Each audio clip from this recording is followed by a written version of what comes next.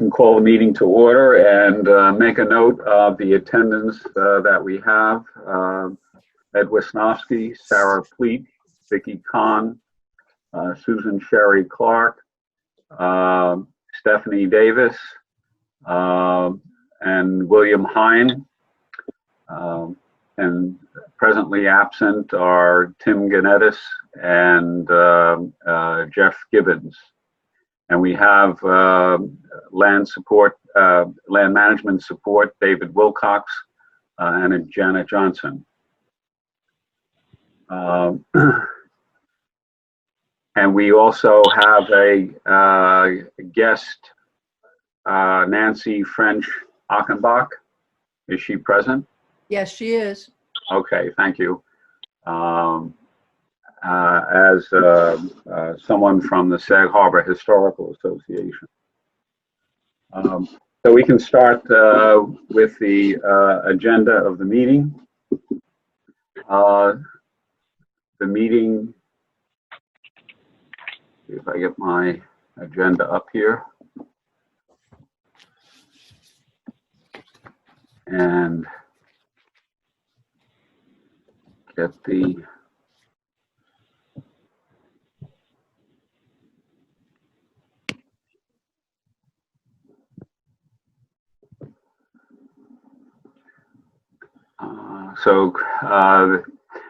the agenda for this meeting has a number of demolition and construction permit reviews. But instead of proceeding to that, I'd like to allow our guest the opportunity to present her information. And Nancy? Yes. Would you introduce yourself, who you are, and what you're interested in speaking about? Right. My name is Nancy French Achenbach. I'm a four-generation Sag Harbor person. I retired back here 12 years ago. I'm president for the second time of the Historical Society in Sag Harbor, and we are housed at 174 Main Street in what is called the Annie Cooper Boyd House. It was left to us by Nancy Willie, her daughter, and it is our headquarters. It is a late 1700s house, and we are a nonprofit museum, very, very tiny, as you may probably already know. And we are open during the summer season, and because of this pandemic, of course, we are not open at the moment, but hopefully hope to be open a little bit later. We have an operating budget of about $70,000, and we have one part-time staffer.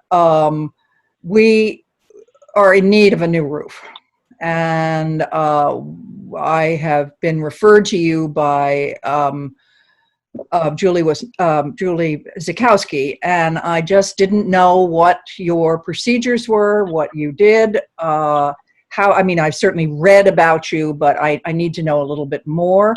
Is it possible that we might be eligible for a grant? There you go. You got it. You got it. There we are.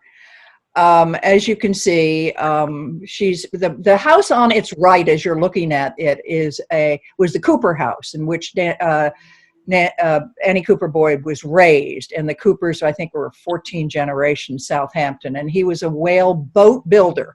And way in the back of the property where you see lawn, he had a whale boat barn, big barn. And he later bought this house, which to his right, if you're in the house, the little house, and then willed it to his daughter. It's a dear little house. It's one of the oldest houses in Sag Harbor, and we're very fortunate to have it. But obviously, as a nonprofit, we're always struggling, as we all are, especially at this time, because we were unable to have our fundraising benefit, which we were anticipating to raise $60,000. So that being said, I am knocking on your door, and I am hopeful that there is some hope that somehow we would qualify, and I don't know how we qualify, but that's why I'm here. if you have any questions. Okay, well, thank you. I can probably just briefly present a little bit about what the town has. Mm-hmm. The town has a program Mm-hmm. for landmarks, for landmark maintenance. Right. That is, in theory, targeted to town landmarks. Mm-hmm. The Annie Boyd House, I don't believe is a town landmark. It's in Sag Harbor It's in Historical within District. exactly. Yes. And so there's a bit of ambiguity in Gray area. the status, or trying to figure out. Now, in looking at the background of the town's program going back to 2011, Mm-hmm. it was geared to the general purpose of looking to preserve and maintain the historic resources of the town. Mm-hmm. Subsequent to that program purpose, the town, with the Landmarks Board, established a program with a focus on town designated landmarks. Mm-hmm. And that kind of, puts a little bit of a boundary issue in terms of what's to take place. Whether or not a building in a incorporated municipality of the town of Southampton would qualify or be eligible either for town landmark status, which would certainly enable the program to be clearly applied, or whether or not it would be considered a historical resource in a protected municipal historic district and thus be somehow eligible.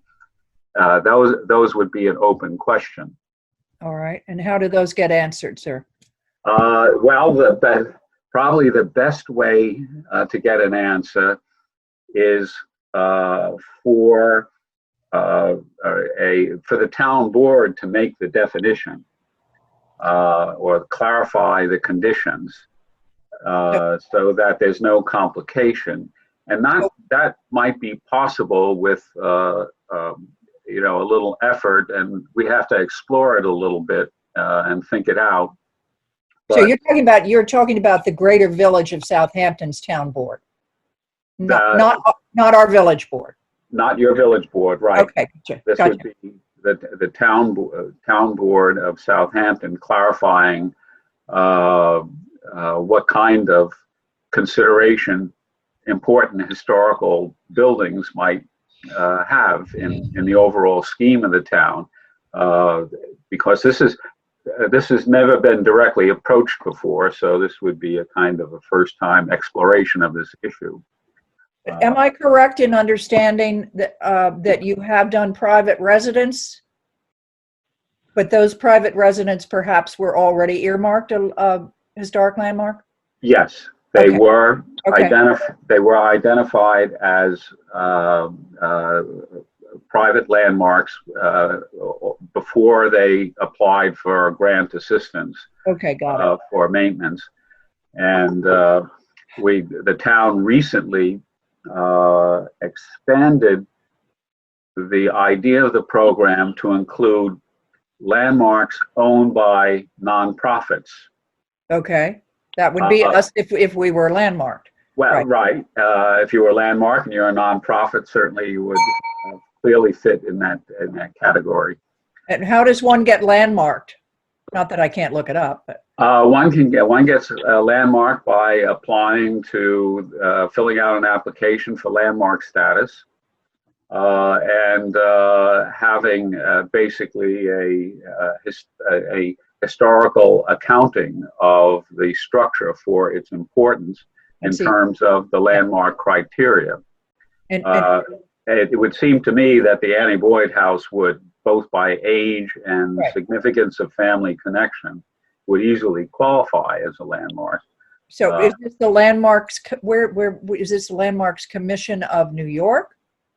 No, this is the Town Landmarks Board, to which you are presently speaking. Oh, easy breezy. Okay. All right. Let's hope so. Well, I don't know. I don't know if it's I'm here just taking it all in. Okay.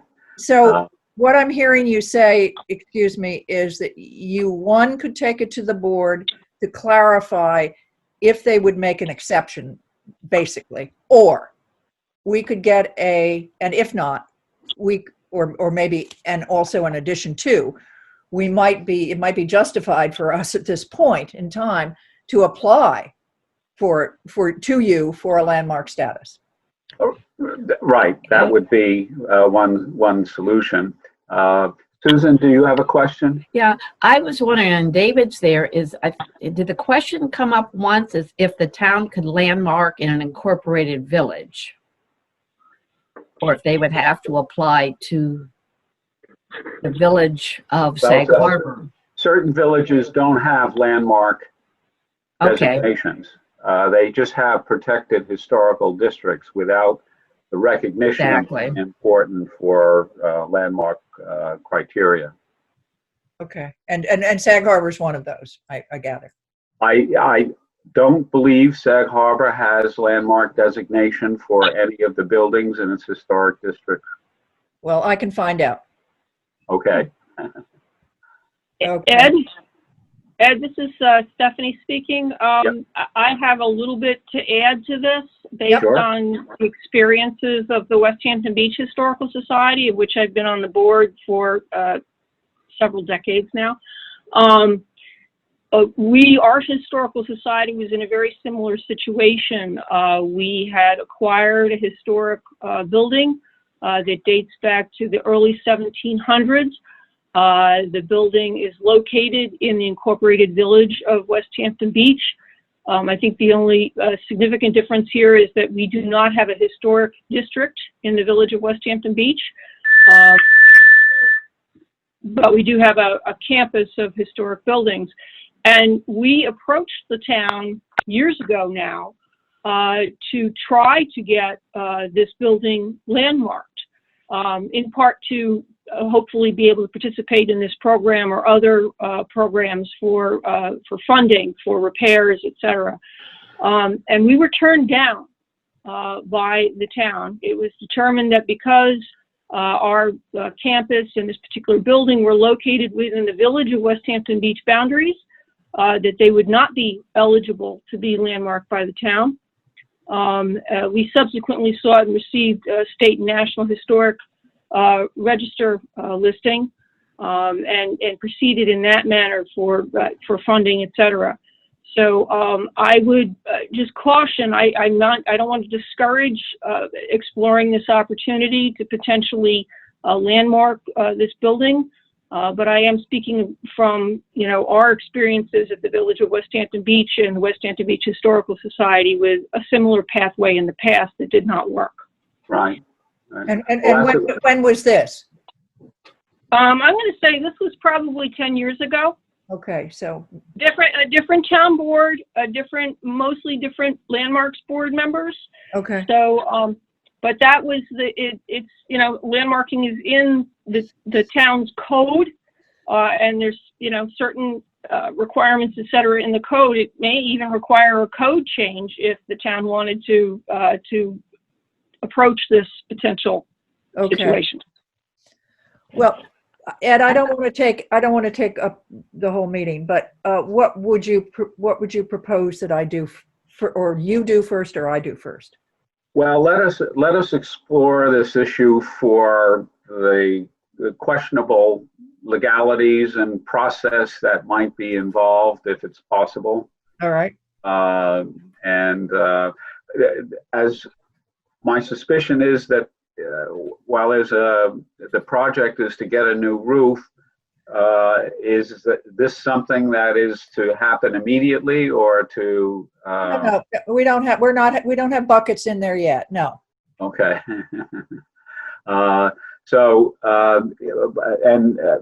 The Has any prospecting of cost been done associated with a project like that? I think it's roughly $25,000 to $30,000.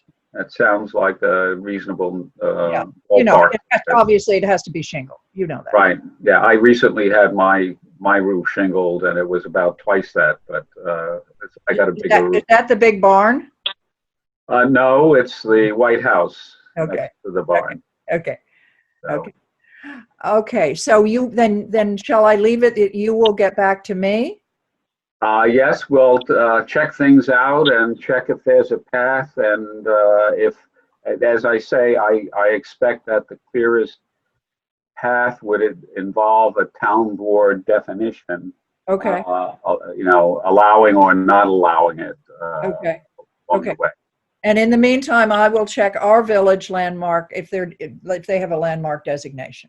Right. Okay. Very good. I'll get back to you. I thank you so much for your time and thank you for putting me up front. Okay. Very good, Nancy. Appreciate it. Thank you very Take care. much. Bye-bye. I'll Bye-bye. leave the meeting now. Okay. Let me see if I can figure out where I am here. And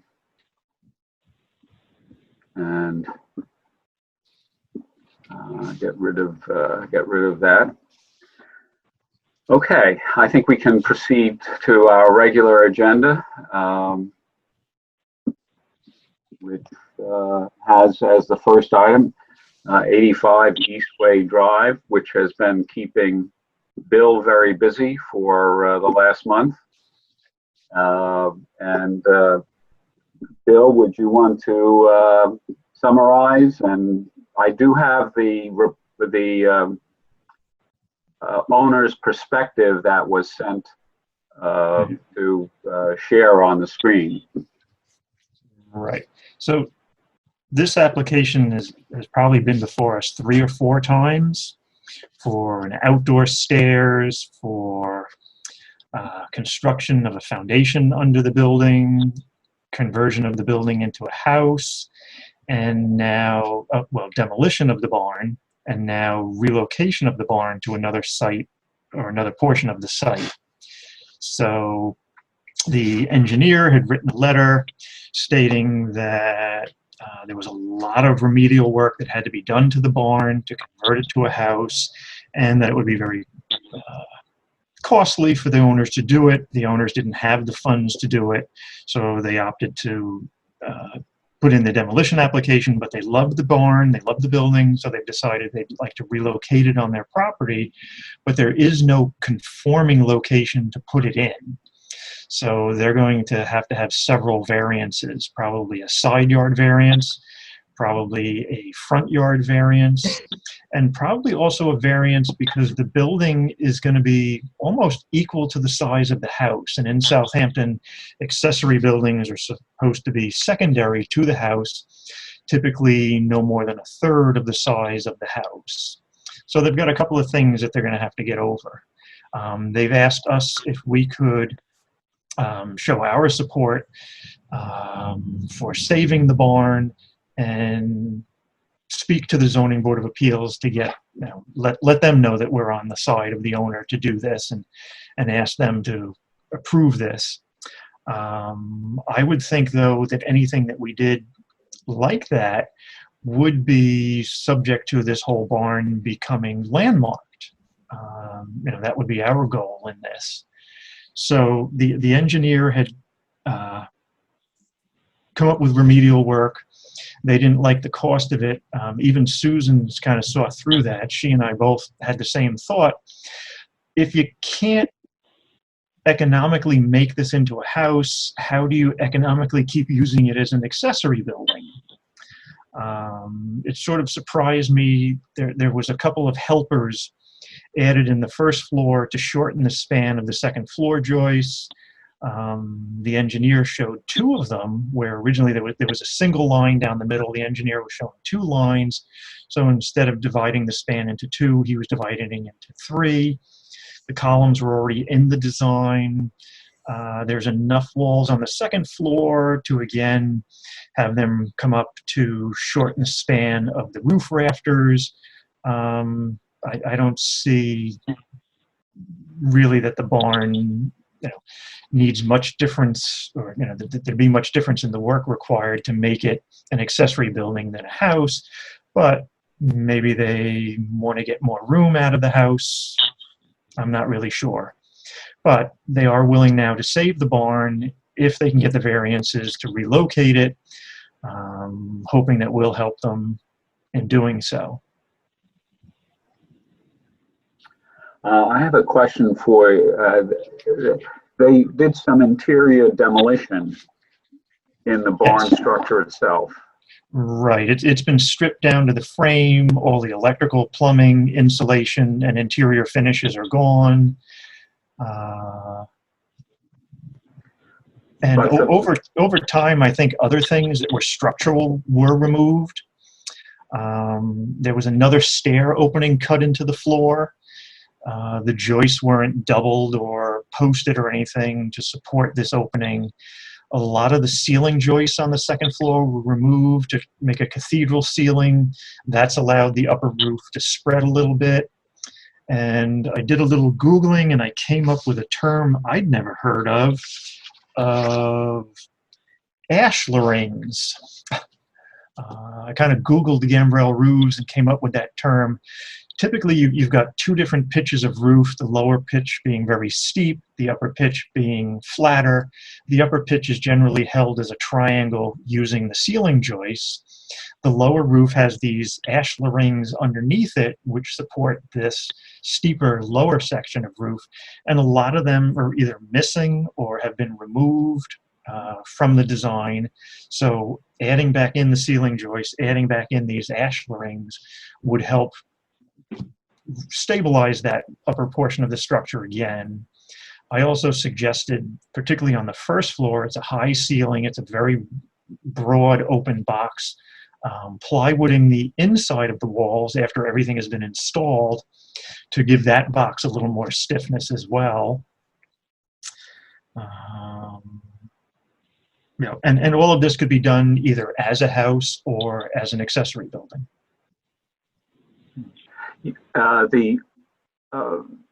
The things that have occurred with it in your mind, do they actually compromise the ability for it to be considered an intact, landmarkable object? No, I think that the things that they've done to it structurally have weakened the roof a little bit. And in some of the photos that I included in my analysis, I did show that there's a depression and a bulge in the south roof line, probably caused when they removed a lot of the ceiling joists. I think that could be straightened, probably not to perfection, but it could be straightened by adding the ashlar rings and the ceiling joists back into it. The biggest changes that would affect its landmarking are that there are a number of windows and doors that have been installed in the house. Whether they replaced other windows previously, I don't know. There's framed openings now in the structure. Again, they're going to be putting in different doors and windows. Will they match what was in there, or will it be such a difference that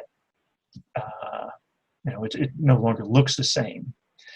Definitely the mass of the building, the roof line, and the shape of it are all very much intact. It's the windows and doors that have been changed.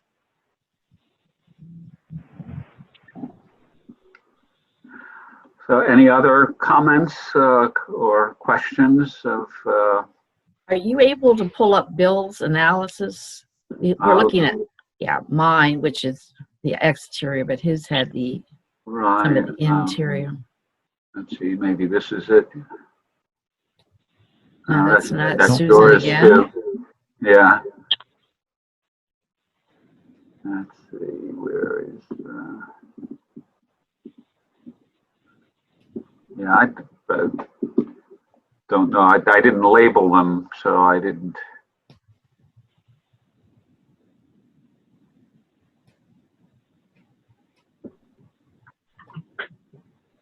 Here we are.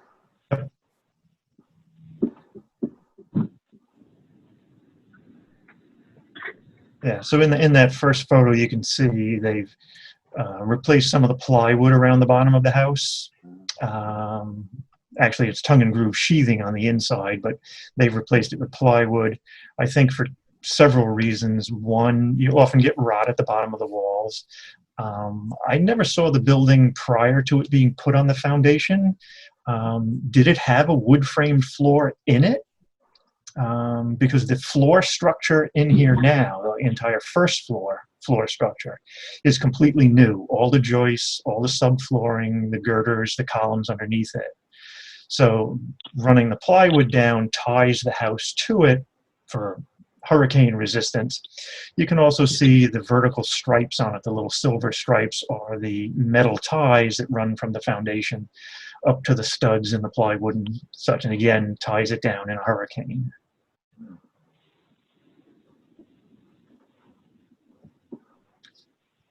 I'm assuming they were going to, had mentioned in the application, even if they demolished it, they wanted to try to reuse the windows. So I'm hoping with that implication, I mean, with that statement, that the ones that are missing, they still have and were intending to replace. Yeah, that would be nice. There's there's still some very beautiful features to the building. And some of it is very uncommon. Yes. The little awnings over the side windows in this photo, not something you see very often. So here you can see where there's a little dip in the right-hand portion of the soffit, and then there's a bulge in the next portion. Yeah. So again, having removed some of the structure holding up the second floor roof, it's become visible at this point. I think that could be straightened out. It may never be perfect without really taking apart the building and reframing it completely. But I think if they push the walls on the second floor back to where they belonged, putting in these ashlar rings and the ceiling joists again will give that rigidity it originally had.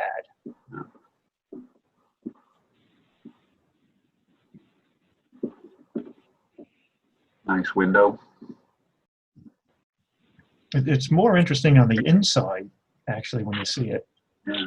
And I'm assuming that stained glass window is something that came later. It kind of cuts through the diagonal bracing, so I don't think that was original.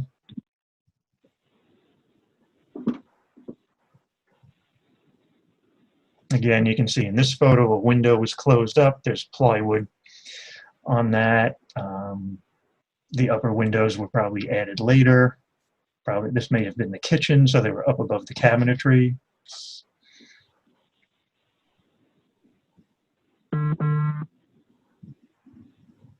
Yeah, the stairs is vicious. It's only 2.5 feet wide, and there's once you get past this straight section, it's all tiny little winders.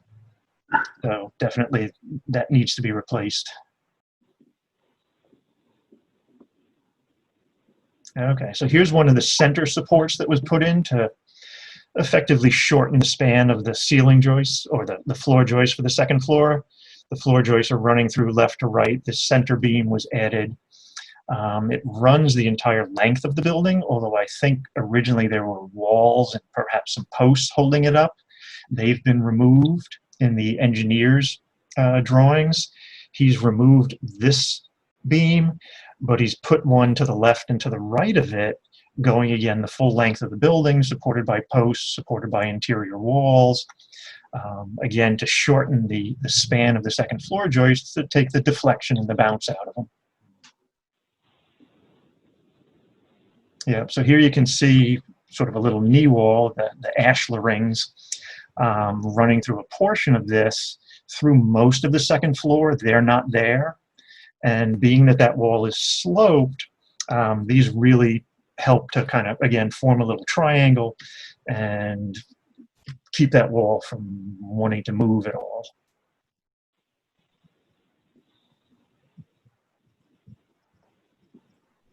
I had never heard of those before, Bill, and I thought it was only me. So I was so impressed with that. I never had either, which is why in the photo where I first showed it, I put a definition of what it is.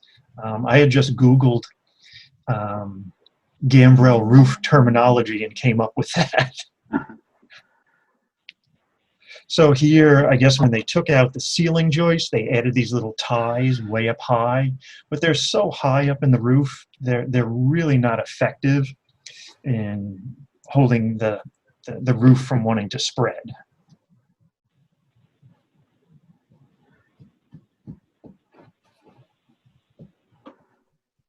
Yeah, and there's the stairs. It really is at 2.5 feet wide. It's a tough stairs to get up and down. I can't imagine moving a piece of furniture up it. So in the design, they are replacing it with a full stairs. Oh, okay. And actually very informative report and, you know, well pictured, well imaged. So, as an approach, this is still an application, I think, that, you know, has morphed into a different kind of proposal along the way, and what they're proposing is to preserve the barn and to build a new house on the foundation where the barn is now. Correct. They produced a PDF they sent, and Bill sent it around, German kitchen center show house, with which the owners are, I believe, commercially affiliated. Yes. And we know the details of that, and pretty much we know this period of history that it came to the point that the restoration was, they didn't consider feasible. They would like to keep the original structure on the property in a new location. So now the question is that their plan that they're proposing is to make the entire property a show house museum accessible for visitors. That sounds like, along with the other description below, sounds like a bit of a commercial enterprise that they're talking about. That you know, might be involved with both their new house and the use of the barn in some fashion. I don't know what the My Planet patented construction system is, but No, me neither. it sounds like something given to contemporary styling and architecture, and especially when I think they talk about a green roof, which suggests a flat roof, contemporary architectural design, and preserve the original carriage house and keep on the property as a museum. As a museum of what? Or with what kind of content? Commerce or what? I don't know. So that's what they presented as their plan. Now, you suggest, Bill, that we try to invite them to landmark a relocated barn. Yeah, if we go back into Susan's report, there was nothing on this property dating back to the original date of this barn. So it's believed that it was already relocated to this property to be in that location. Right. So I didn't really feel if they were going to, you know, if we get the plus of them saving it, I really didn't mind it relocating to another, you know, portion of the site, being that it wasn't original to that site to begin with. Right.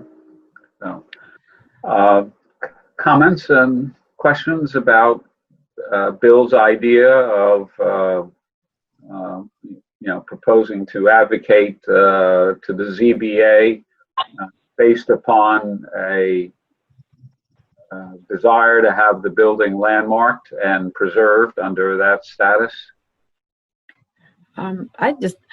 It seems to me, except it's not what they want to do, is it'd be preferable to leave the barn where it is and use the new foundation for the new building.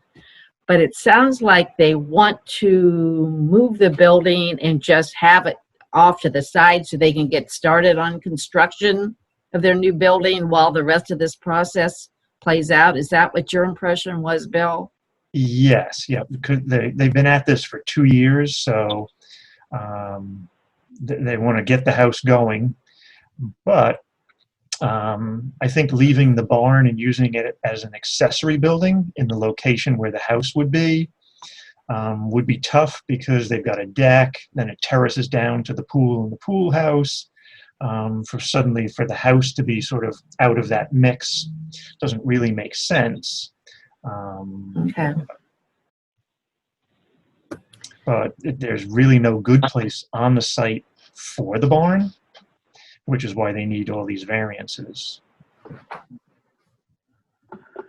Well, it sounds, in terms of the alternative is basically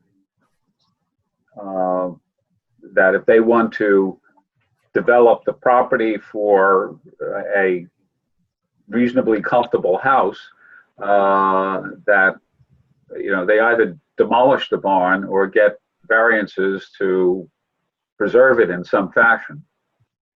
Right.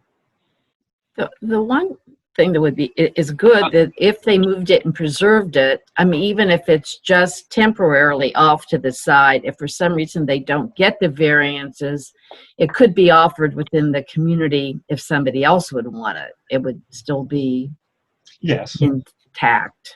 Right. Most people don't have the room for it, so you're right. It either goes now so we can start our house. There is a property off it. to the right that's pretty large over there. It looks like they were doing work on. But anyways, that's the only thing that at least there's a possibility of preserving it if they proceed with their idea. So I support that. Well, you would support advocating to the ZBA for the variance in order to preserve the barn. Okay. Yeah. Make sure. I would also support the same approach. Advocate for the variance. Allows the barn to be preserved in some manner. It would be very nice if they would also landmark the barn in the process. Well, we can advocate that. We can give them our little leaflet about the advantages of landmarking and present it with the response on the application. So, now, the application called for demolition. So basically, if we are to respond, to object to the official demolition of it with the recommendation that we propose relocation and preservation with ZBA variances. Yeah. I agree. Is there any objection to filing a report and response on that basis? If not, Bill, do you want to draw up the response, or would you rather me do it? No, I can do it. Okay. Thank you, Bill. You seem to have a rapport and knowledge of the project. That's all of your architectural analysis was really helpful. Thank you. Yeah, I agree. My compliments too. Thank you. Yep. Okay, we'll proceed to the next item on the agenda, which is the 228 Town Point Road, North Sea. We determined that the application did not warrant any kind of review for what was being proposed in that application. We actually reviewed it. It was an adjustment to what we previously didn't object to. And proceeding to construction permit applications, 33 Rose Avenue. Susan, you had some comment and a site visit there. I drove by yesterday and then came home and got Jeff's email. It's a small 720 square foot cottage on a dirt road. It's not a historic resource. The only exterior changes they were proposing were adding some shingles to the current windows. So I would have no objection to this application. Mhm. And neither Okay. did Jeff. So Any comments or any questions about this? Okay, I'll file that one for you. Oh, okay. All right. Thank you, Susan. That would be helpful then. Since Bill's doing 85 East Way, at least I can do. Okay, so we have then 58 Bay Avenue, West Hampton Bays, which we determined after an initial review that it did not warrant a full review. 123 South Country Road, Remsenburg, renovation of an ABY 1927.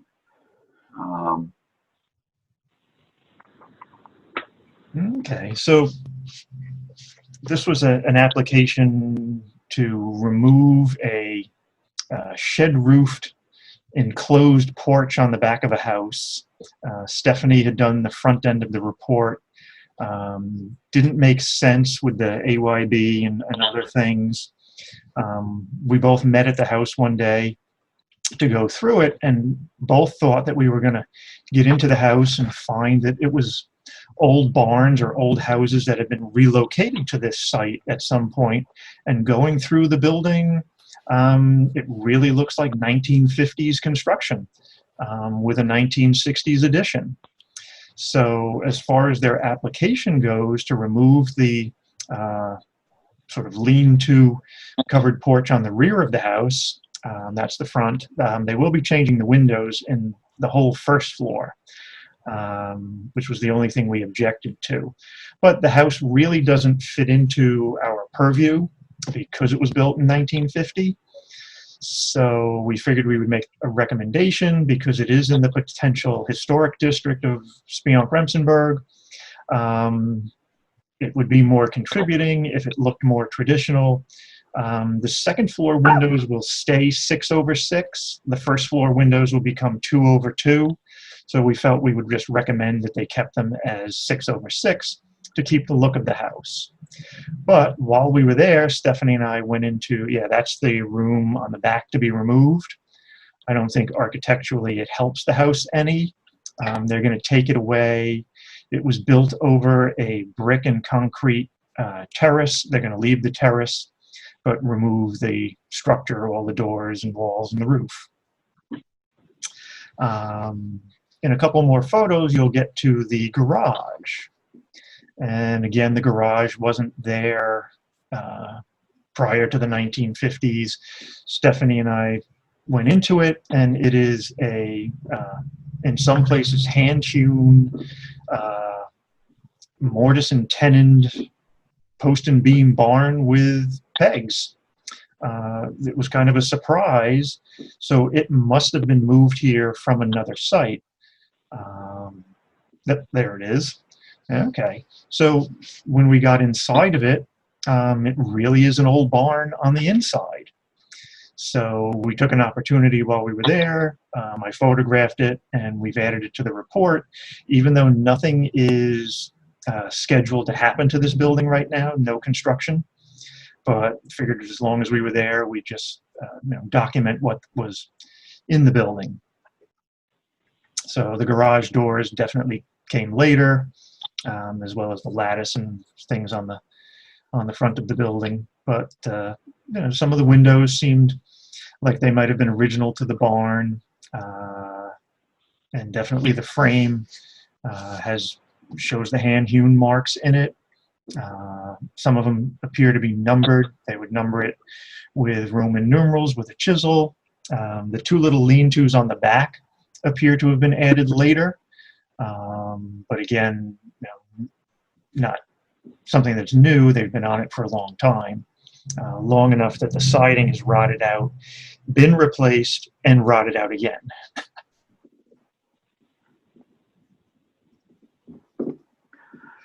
So The evaluation you make that this is the historic resource on the property, not the house. correct. Yeah, this definitely is worth saving and noting. The house really isn't, but because the house is more visible to the street, and I always thought it was an old house. I was surprised to go in and see the framing, the foundation, and realize that it wasn't. So, but I think if we make a recommendation that they keep the 6/6 windows, just because, again, it is along South Country Road, it is in the potential historic district. It would be nice to keep the house looking more traditional. Updating it, would have an effect on the historic district.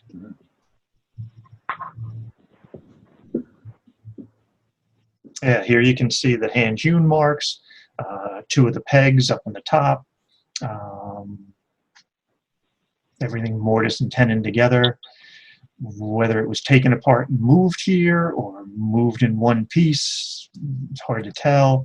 Some of the framing appears newer, so it may have been an open barn with the second floor added in later. But we really have no history on it.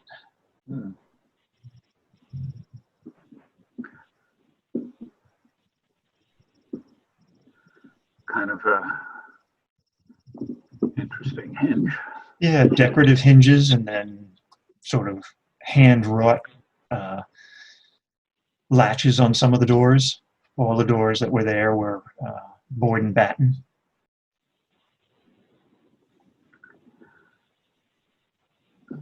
But again, I only added the barn to it because it is of historic interest, but it isn't mentioned in their application. They're not doing anything to it. Right. Okay. Well, I think any report we file, any response, you note the significance of the historic character to the barn, and just to highlight a little bit so there's an official record along the way as well. Yes, and then I think as we do that, we can also mention to them that anything they do to the barn, they do have to come back to us again. Right. Yes, I think so. Yeah. Good. Good. Any other comments or questions? Quick question for Bill. Interior work was in progress on this one? I put a question mark. It looked like it may have been. Yes, as Ed was going through the photos inside the house, a lot of the finishes have already been pulled out of it, which I would have to say was helpful to us. Yeah, because we couldn't have seen some of the things that we saw without that partial demolition inside. Correct. Yeah, so it was nice that they had, but yes, they had started without a permit.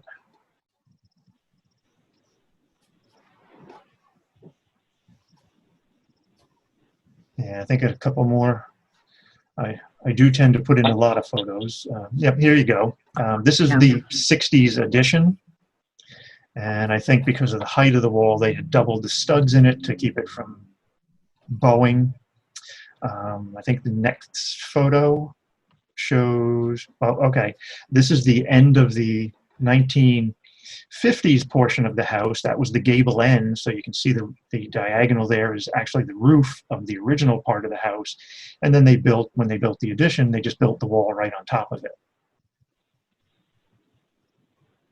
Yeah, and then here you could see there's sort of a lower roof joist, and on top of it is some plywood with some black along the edge.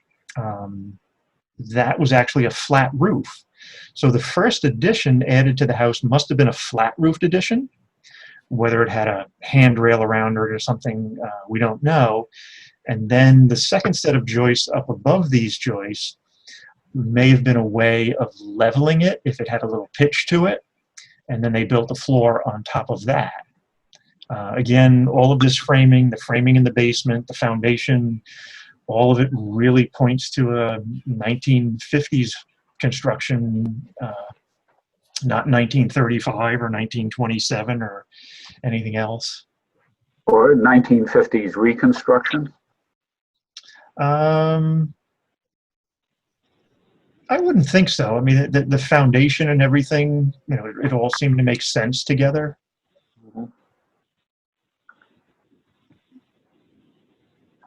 Yeah, so this is a picture inside the porch that they're going to remove. So at some point, I guess, to make the shingles look a little more finished, they painted them inside the porch. But, you know, there's the exterior window. You're looking from the porch into the house and the old exterior door. These will be replaced with French doors and things. Again, they're all on the rear of the house, so the removal of this porch and anything that they change back there, we didn't object to. Question, Bill, this would have been close enough to someplace, 1938 hurricane, that we just had one that had the wrong AYB, and you would have seen it if it was just the roof part, that it had been destroyed and rebuilt, but it retained the old AYB. But you don't think that's... As I trust you and Stephanie, you were there, and both of you were very knowledgeable, but it surprises me too. But particularly those little windows up there. Just yeah, the house has an AYB of 1927. The garage has an AYB of 1935. But as Stephanie went through the maps, nothing shows up on the property in 1902 or 1916. So then she switched over to the aerial photos, and there's no structures on the property in 1947 in the aerial photo. Nothing shows up until the 1962 aerial photo. So again, Stephanie and I thought, because the house appeared older to us, that maybe it had been made in different pieces from barns or houses moved from other property. But as we got inside it, definitely, you know, all the materials really pointed more to the 1950s.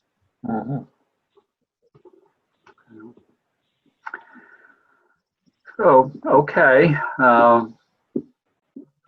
Do you want to file a report, Bill, on that, or Stephanie?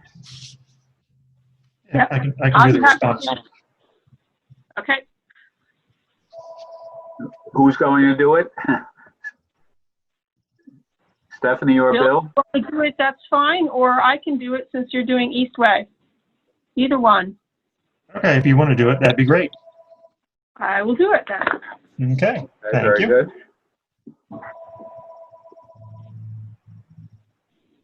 Okay. Next is 1748 Montauk Highway, which was sent out quite a while ago.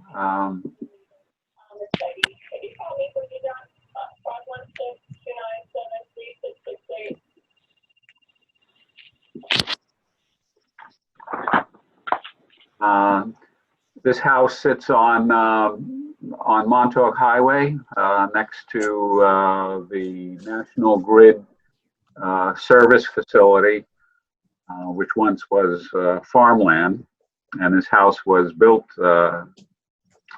as a farmhouse, and the AYB on it was 1790, but did not have, and there was suspicion, as you can see in the AKRF assessment, as to the date of the house. If this house was standing in the early 1800s, it would be historically associated. So there was, I think, a feeling that the house was later built, which was in fact the case, as detected with the newspaper reports. It was on the Hayground, Bridgehampton border with the White family for 3 generations before it was sold to Thomas Marin Sr., who farmed it, and then his son farmed it for a period of time and fell victim to the Depression.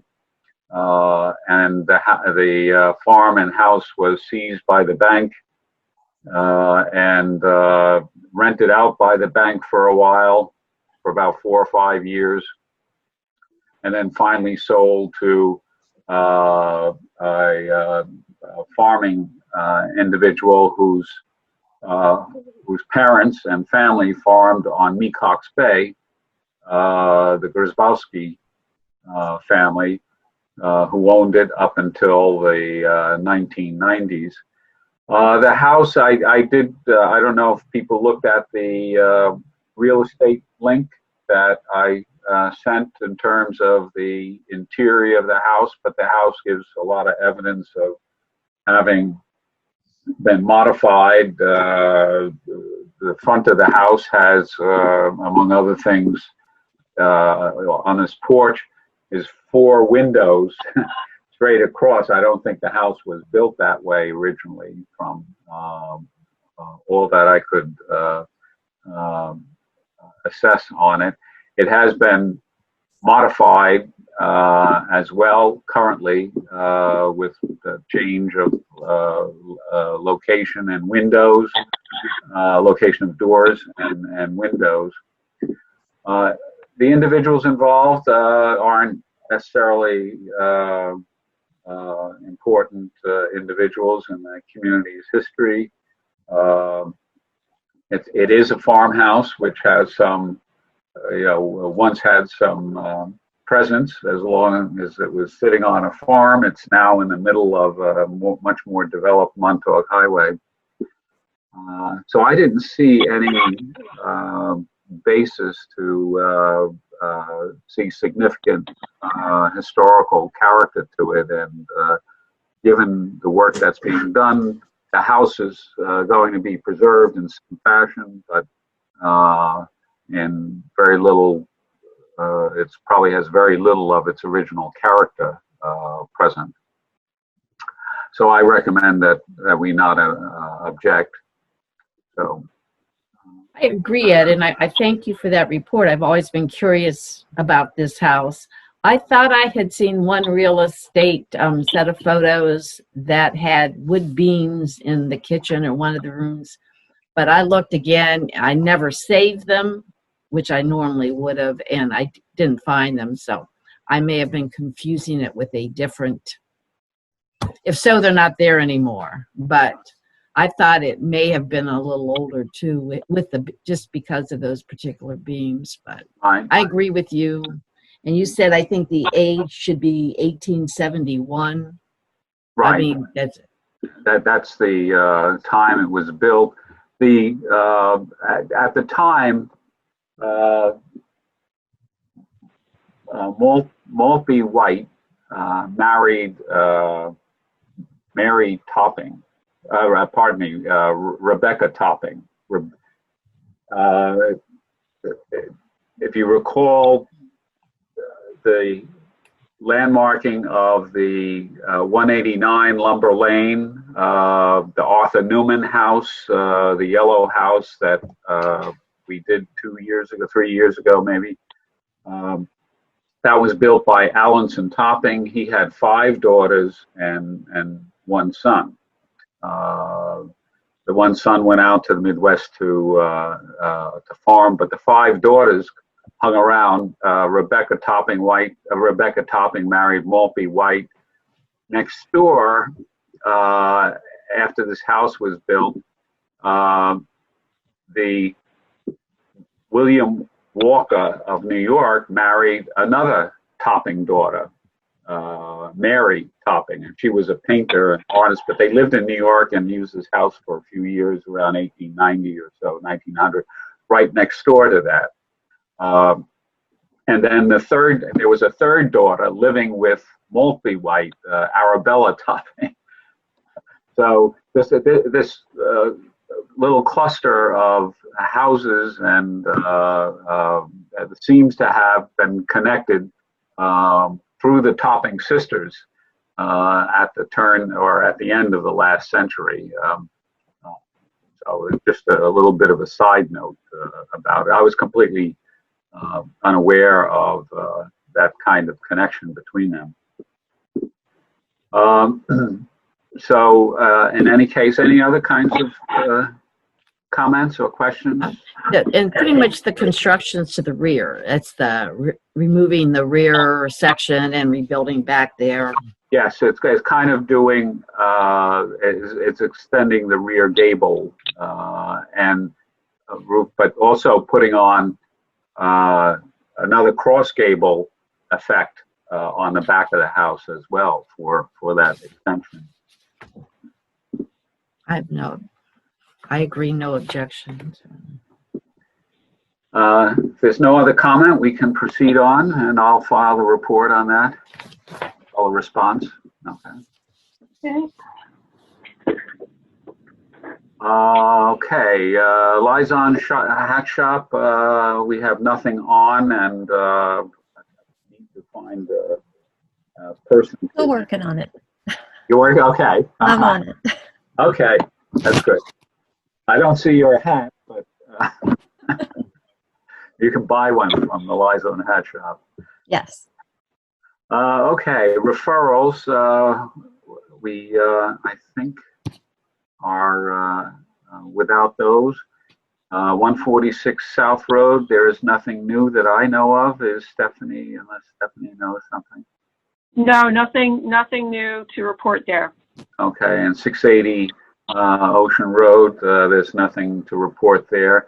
Bridgehampton Historic District, I have not had communication with Julie Green, who was the last time we spoke, but that was a month ago or so. She was in preparation of the documentary materials on that project, and I hope to get in touch with her pretty soon. Demolition and construction list update. I had a question. Ed, did you want to do the minutes before we go further, or do them later on? Well, now that you mention it, why don't we do them right now? Well, I'm afraid I would wait till the end and mention it, but I'm afraid I'll forget. So Right, I certainly I didn't see the acceptance was in the center, not on the left margin. So the minutes were sent out by Stephanie. Thank you, Stephanie. And did you all get a chance to receive them and look at them? I had two minor things, and one was on 8 Baycrest, was just to add after historic resource survey, add that it was West Hampton number 57. So that would be just the one thing under 8 Baycrest. And on 431 McGee Street, the very last sentence, not to object to the proposed construction of the new foundation/basement. Those were the only two. Got those. I will add those, Susan. Thank you. I would have sent them, but I figured it's just as easy at 12 o'clock to tell you instead of sending. So I can resend if you need them. No problem. I just took those 2 notes and I will add them.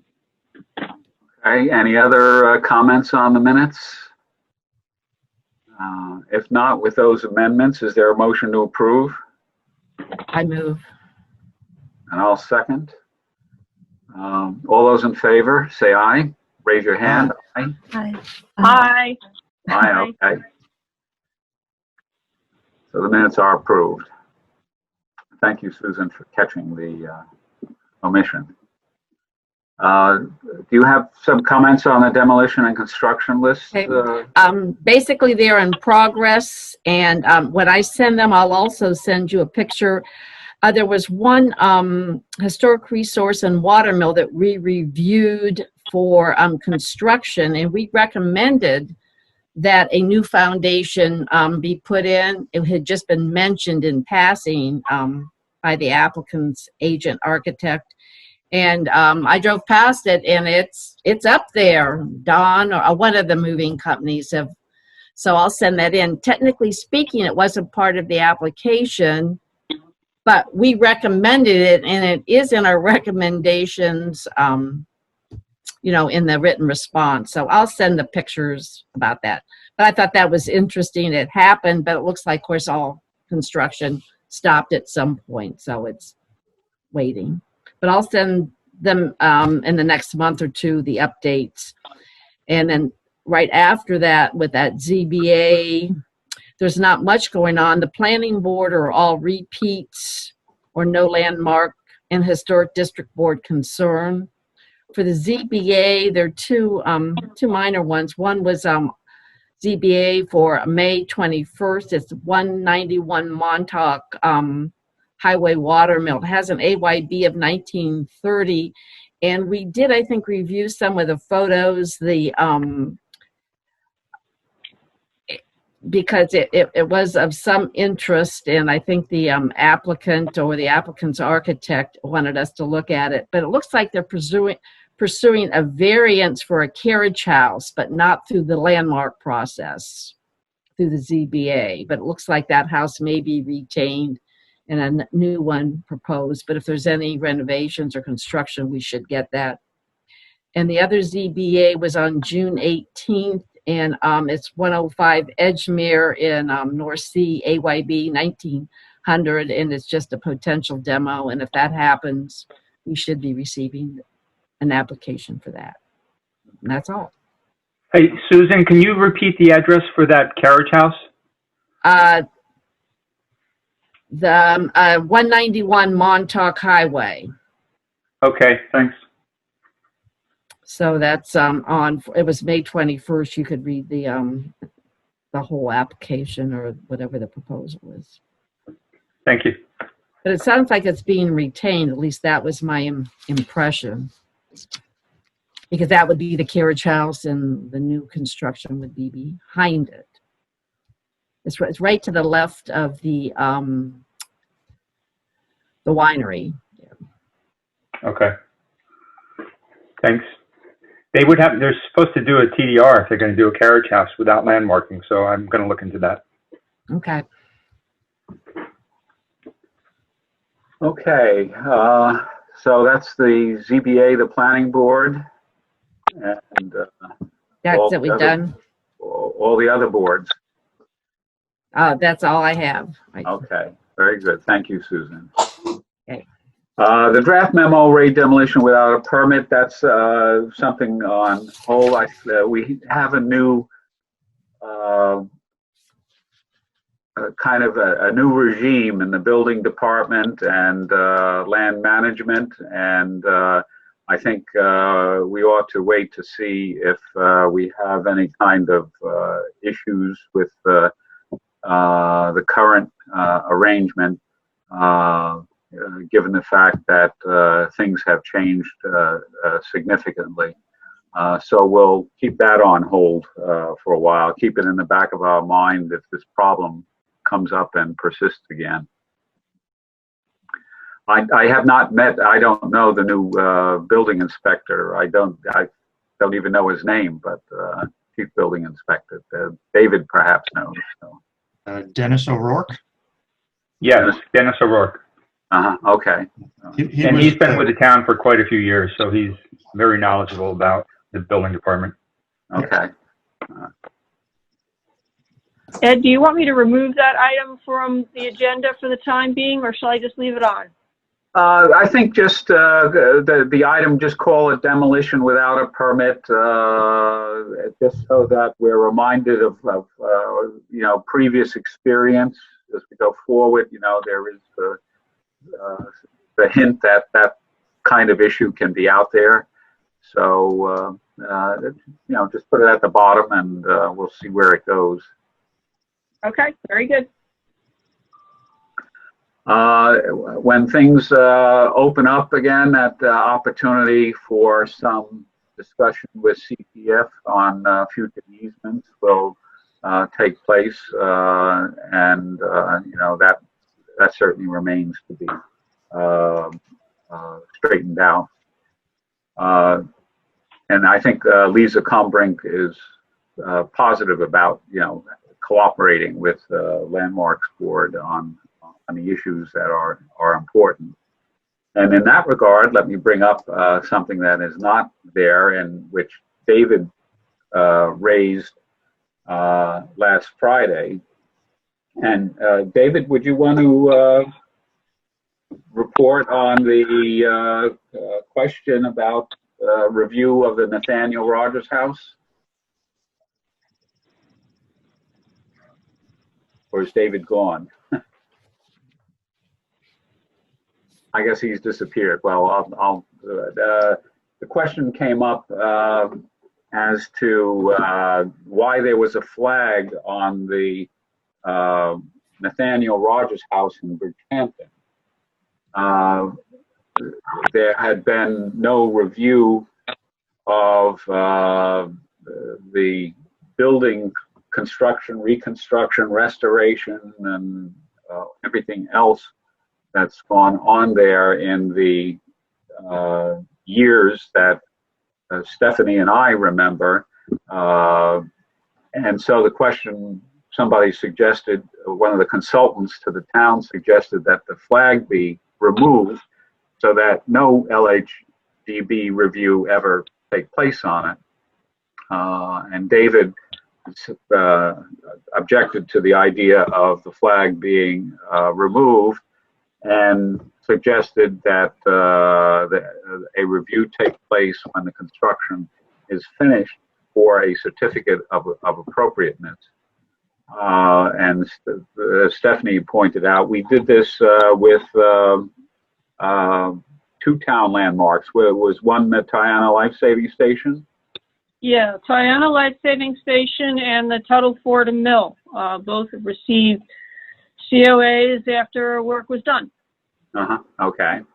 So the question is that at some point, and we just had a little email dialogue yesterday about the process, and the process will be at some point we'll get a review of what has taken place. I imagine it will be a CPF organized. I believe Matt Jedlicka is the consultant that the CPF has for the construction that's going on there. But when that is all done, we'll be asked to look at it and ex post facto, whatever you want to call it, retroactively give a COA in order to legitimate it as a town-approved construction. And this, this procedure, I think, will involve, if we want, a visit to the site in order to see what has been done. And most has been reconstruction of the exterior in its original form. The interior renovations are, something else that goes on that we're really probably not involved with. So that will be something that we'll have to take up. From my understanding, all the construction was stopped with the shutdown, and what was supposed, the bidding that took place was awarded back in March or so. It was supposed to be done by November, but that was before the shutdown. So now I suspect that this will go into 2021, which is 18 years for this project. Wow. And of probably 6 or 8 different kind of contractors and builders involved with this over the period of time. So and David had asked, and if he's not there, we'll just make a note of it, about who should get in contact with Lisa Combrink about making sure we get our opportunity to do the review. And I will talk to Lisa about that to make sure that we get our review of it done at the time the construction is finished. Should I add that, Ed, should I add that item to our next month's agenda under COA discussions, just so we don't forget about it? Yes, do that. Will do. Because I do forget about some things too. So. And just one other thing. Yesterday, I visited 680 Scuttle Hole Road, excuse me, which we had reviewed back in October. This was 1911 shingle farmhouse on the corner of Soho Road, located on a larger piece of property, and the applicant came to the meeting, wanted to put an addition on the house, on the rear of the house, and wanted to know if it would jeopardize its ability to be landmarked, because the applicant was willing to landmark it in return for the town ultimately allowing him to subdivide the property and put another house on a vacant piece of the land that was there. And we reviewed it and put some proposals up to preserve the gable windows and everything else like that. I did visit the place yesterday. It was all done, and instead of the applicant that was there, his daughter is going to live there. Turned it into. He had originally planned to sell it, he told me, with landmark status, but that his daughter, who lives in New York, fell in love with the place. In the interior, they preserved all the floors of the interior. The walls have, the lower portions of the walls have wood paneling on them that was stripped down, and it's a mystery to me where the money came from to build that farmhouse in 1911. Somebody had deep pockets for that kind of construction at the time. But in any case, the house was constructed and externally looks the way in which the plans were presented. Okay, I don't know if there are anything else. Anybody else have anything to, Susan? I just have the one which I sent the email, but I wanted to mention it, that I received an email from Preservation Long Island, and they said that the 2020 Project Excellent Award for Repair and Adaptive Reuse was given to the Tuttle Fordham Mill, and that was for the John and Elena Connis Family Foundation for their offices and their headquarters. So I'm happy that I hadn't heard that was even being proposed. I'm not sure who recommended it, but I just say congratulations to them, and they did a beautiful job. Mm-hmm.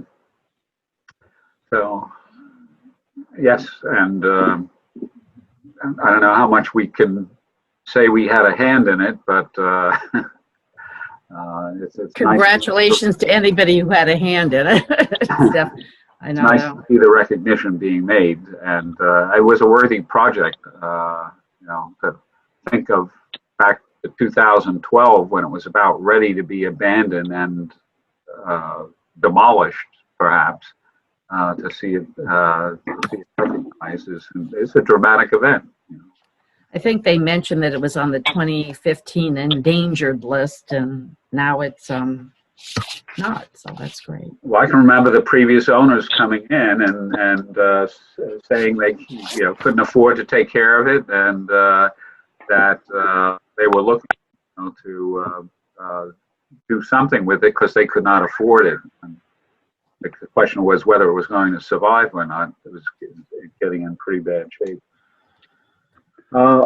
Any other questions? Any other type? So the meeting, the prospects for a meeting for next month would be to presumably set a regular meeting date, and whether we hold it in person or via Zoom would be a matter to be determined later on. So if we are talking about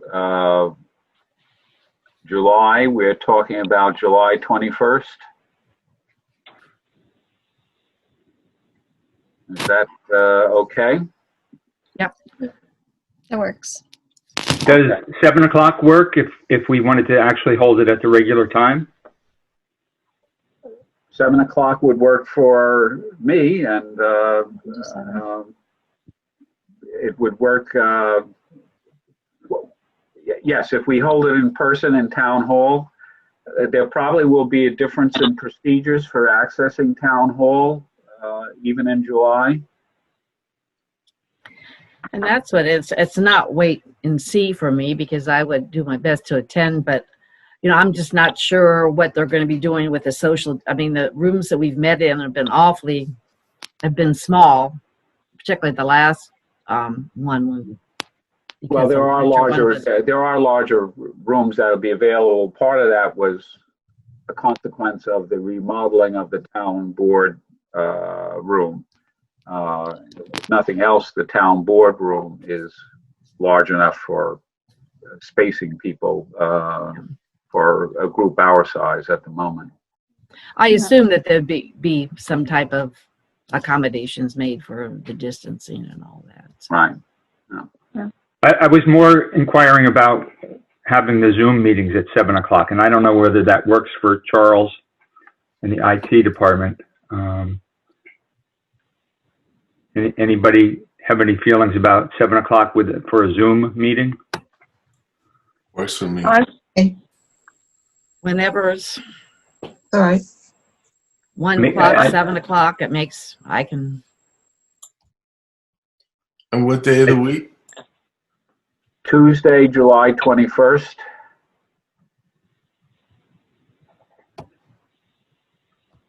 I only bring it up because, you know, now that people are going back to work, some of our members are back working, and the 1 o'clock meeting isn't as convenient. Right. If it's going to be a Zoom meeting, from my perspective, so far it's working out fine for me to do it from the office. Okay. But if it's going to be in Town Hall, I would prefer the evening meeting. Yeah, I think it's working for me. So if we come back to Town Hall, I think it would be at, you know, the 7 o'clock. I wouldn't hold out any hope that we're going to be meeting in person in July, though. that's fine Just with me. my gut feeling. Okay. All right. Let's tentatively schedule it as a regular meeting at Town Hall, and in 2 weeks, we'll have a better sense of defining the location and the time that can be altered. Well, if we make it 7 o'clock, it can be either Zoom. It would just be the time of the meeting, no matter how it's held, right? Right. I think what David was saying is maybe he didn't think some people could. We had one member I know was busy. I mean, had a work conflict today, Right. so. Right. It makes no difference to me, but 7 o'clock, if that's the time, then. Well, we'll schedule it for 7 p.m. How it's to be conducted will be determined later. Okay. Yeah. All right. Is it good for everybody then? Yeah. Yes. Very good. Yes. Charles, are you okay with 7 o'clock for a Zoom meeting? I'm good as long as it doesn't interfere with the town board. I'm fine. Okay. Thank you. All right. If no further business, we are adjourned.